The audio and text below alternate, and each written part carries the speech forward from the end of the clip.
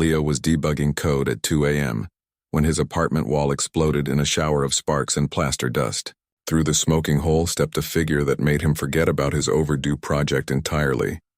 She was 7 feet tall, with iridescent blue skin that seemed to shimmer in the dim light of his monitor. Silver armor hugged her athletic frame, and her violet eyes blazed with an intensity that could melt steel. This was Commander Zaratek of the Andromedan Royal Guard, though Leo didn't know that yet. "You are Leopold Chen?" she demanded, her voice carrying an accent that sounded like wind chimes mixed with thunder. Leo blinked, still processing the fact that an alien had just demolished his security deposit. Yes, just Leo, actually. There is no time." Zaratek strode forward, her movements fluid as water yet powerful as an avalanche. "The fate of your entire species depends on you coming with me, now." "Wait, what?" Leo stood up so fast his chair rolled backward. "The fate of humanity? I'm a software engineer. I make apps that remind people to drink water." Zaratek's expression softened slightly, which on her fierce features was like watching a sword develop empathy. "You are also the only human whose neural patterns can interface with the cosmic defense matrix. We discovered this 3 cycles ago when your app accidentally sent a signal that reached our monitoring stations. From down the hall, Mia's door burst open. Leo's neighbor and best friend since college stood there in Star Wars pajamas wielding a baseball bat. "Leo? I heard an explode." She stopped mid-sentence, taking in the 7-foot alien warrior and the Leo-shaped hole in the wall. "Okay, either I'm still dreaming or your dating app really does work miracles. Mia. This is, Leo gestured helplessly. "Commander Zaratek of the Andromedan Royal Guard," the alien supplied, inclining her head with surprising grace. "Your friend's unique brain architecture is the key to stopping the Devourers." "The what now?" Mia lowered her bat slightly. Zaratek's jaw clenched. "An ancient machine race that consumes entire solar systems for fuel. They're heading for Earth. Your military cannot stop them. Your nuclear weapons are insects to them. But the cosmic defense matrix could if we had someone who could operate it. And that someone is Leo?" Mia looked at her friend, who was still in his coffee-stained hoodie and mismatched socks. "Leo who once got his head stuck in a banister?" "That was one time," Leo protested. "The matrix requires a specific type of chaotic creativity mixed with logical processing," Zaratek explained. "In our desperation, we scanned your entire planet's communications. Leo's code contains patterns we've only seen in the ancient builders who created the Matrix.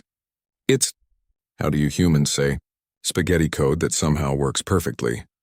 Leo felt oddly proud and insulted at the same time. "My code is not that bad." A massive boom shook the building. Through Leo's window they could see ships descending from the sky. Not the smooth vessels of science fiction, but grotesque mechanical monstrosities that looked like metallic tumors with teeth. "They're here sooner than predicted," Zaratek hissed. "Choose now, Leopold Chen. Come with me and maybe save your world, or stay and definitely watch it burn." Mia grabbed Leo's arm. "If you're going, I'm going too." "That's not," Zaratek began. "Non-negotiable," Mia interrupted, raising her bat. "Best friends since freshman year. We're a package deal." Something like respect flickered in Zaratek's eyes. "Your loyalty is admirable. Very well." She pulled out a device that looked like a crystalline phone and spoke rapid commands in her musical language.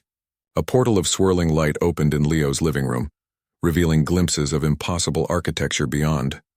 "Wait," Leo grabbed his laptop. "If I'm saving the world, I'm bringing my work." They plunged through the portal together, the software engineer in his hoodie, his pajama-clad best friend with her baseball bat, and the alien warrior who'd demolished his wall. On the other side lay a chamber of pure light and geometric patterns that hurt to perceive. "The cosmic defense matrix," Zaratek announced. "You have perhaps 10 minutes before the Devourers reach Earth's defense perimeter." Leo approached the central console, a mass of holographic interfaces and alien symbols. But as he touched it, the patterns suddenly made sense.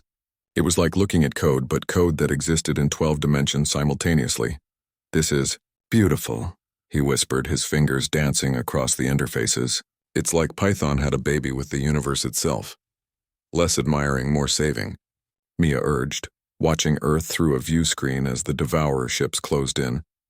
Leo's mind entered a state of flow he'd only experienced during his best coding sessions. The Matrix responded to his thoughts, weapon systems coming online across the galaxy. Ancient defensive platforms dormant for millennia blazed to life. Impossible, Zaratek breathed. You're rewriting subroutines that took our best minds decades to understand.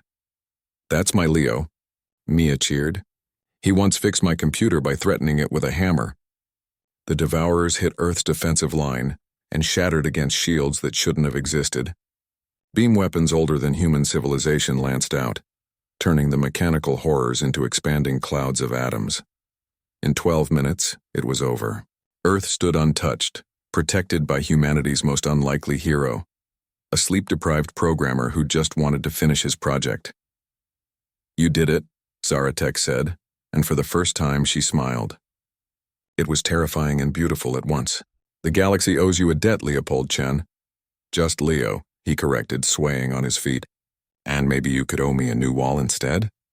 As Mia caught him before he collapsed from exhaustion, Leo's last thought was that his dating profile was going to need one hell of an update.